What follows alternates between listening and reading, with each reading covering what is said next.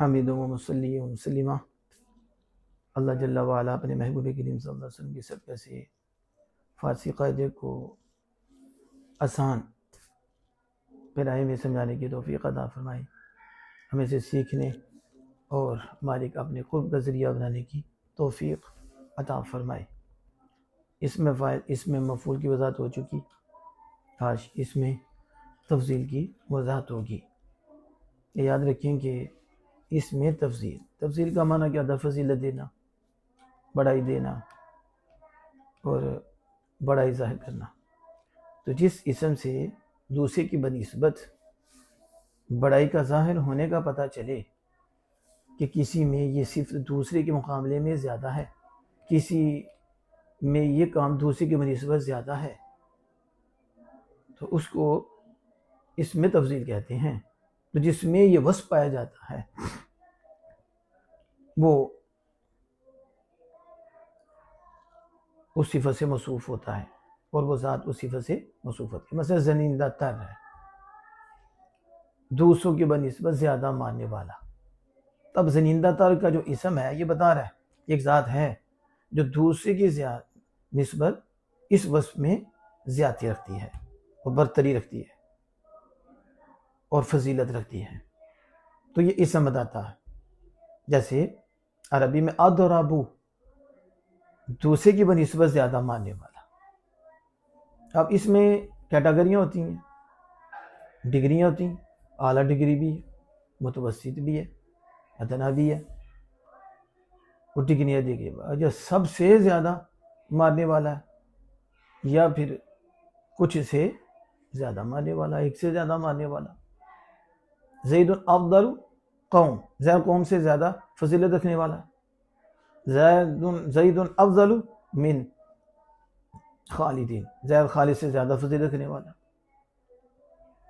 اب عربی میں یہ ہے اور فارسی میں زنیندہ تر اور پرسندہ تر۔ پرسندہ اس میں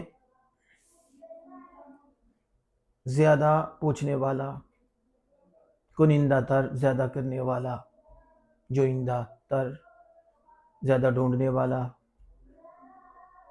تو اس میں فاعل کے آخر میں لفظ تر لگا کر اس میں تفضیل بنا لیتی ہے، یعنی اس میں تفضیل وہ ہے جس سے بڑائی ظاہر ہو، کسی کی فضیلت ظاہر ہو کہ یہ اس سے اس کام میں زیادہ ہے، یہ اس سے اس کام میں زیادہ ہے۔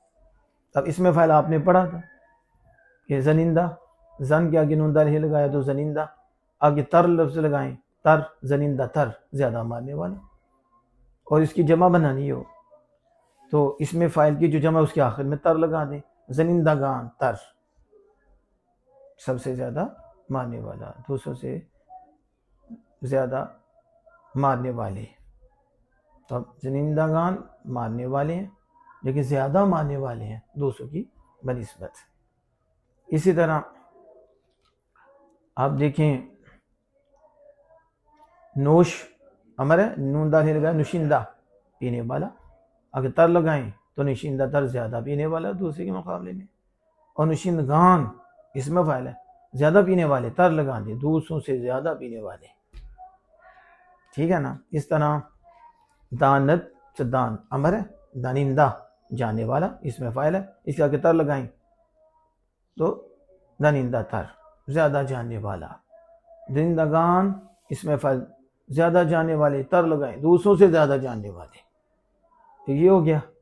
اس میں آپ دیکھیں کہ اموز سے اموز امر ہے، نون دال، اموزندہ سیکھنے یا سکھانے والا، اب اس کے آگے تر لگائیں، او اموزندگان تر، یہ جمع کا اور مفرد کیا ہے؟ اموزندہ تر، زیادہ سیکھنے سکھانے والا، اموزندگان تر دوسروں سے زیادہ سیکھنے یا سکھانے والے۔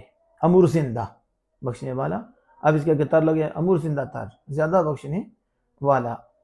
اب اس میں فاعل جمع کا لائیں، امور زندگان، آگے تر لگا دیں، امور زندگان تر دوسروں سے زیادہ بخشنے والے۔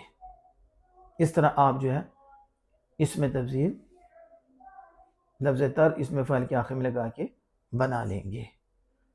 اور اس کی جو پہچان کا طریقہ ہے وہ میں نے بتا دیا کہ اسم فاعل کے آخر میں تر ہوتا ہے، واحد کے آخر میں بھی اور جمع کے آخر میں تر، تو پھر یہ اس میں تفضیل ہوگا۔